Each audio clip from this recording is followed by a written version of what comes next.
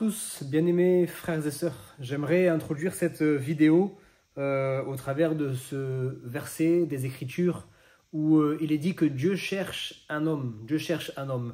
Et j'aimerais te poser une question. Si Dieu te cherche, où est-ce qu'il va te trouver?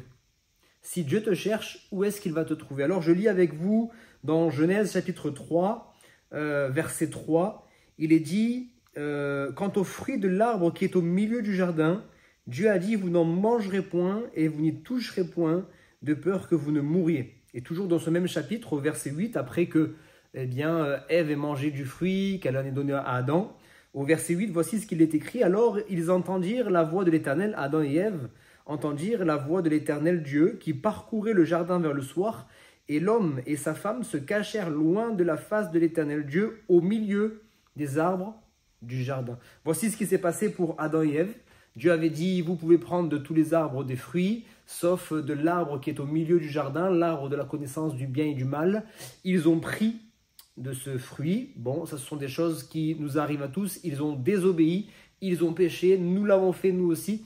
Mais lorsque Dieu va arriver, où est-ce qu'il va les trouver? Il va les trouver toujours au même endroit, au milieu du jardin. Il va les trouver au lieu de leur chute. Il va les trouver au lieu où ils ont péché. Oui, il y a des lieux que tu dois éviter. Il y a des endroits, des fréquentations que tu dois éviter. Il y a des choses qui te font chuter. Il y a des choses qui sont interdites par Dieu. Et non pas, encore une fois, pour nous embêter, mais pour nous protéger.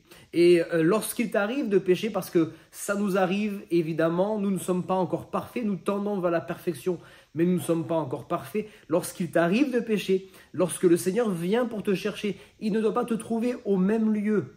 Il ne doit pas te trouver toujours au pied de cet arbre, l'arbre où tu as péché, l'arbre qui est au milieu du jardin. Je prends en contre-exemple le fils prodigue, qui, la Bible nous dit qu'il était assis dans la boue du péché. Assis dans la boue du péché, mais il n'est pas resté assis dans la boue du péché. Il s'est levé et il est retourné vers son Père.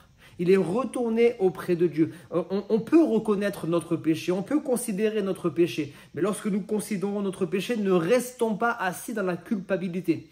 Ne restons pas assis dans le remords, mais levons-nous et sortons de ce lieu. On verra dans les prochaines vidéos que lorsque le Seigneur va trouver des personnes, il les trouvera à des lieux différents de la situation dans laquelle ils étaient autrefois, une situation de handicap, une situation de péché, une situation difficile. Lorsque le Seigneur te sort d'une situation, ne reste pas dans le lieu où il y a une chute, ne reste pas dans le lieu où il y a eu un traumatisme, ne reste pas dans le lieu où il y a eu des difficultés, mais sors de ce lieu et retrouve-toi dans la présence de Dieu. Les bras de Dieu sont encore ouverts.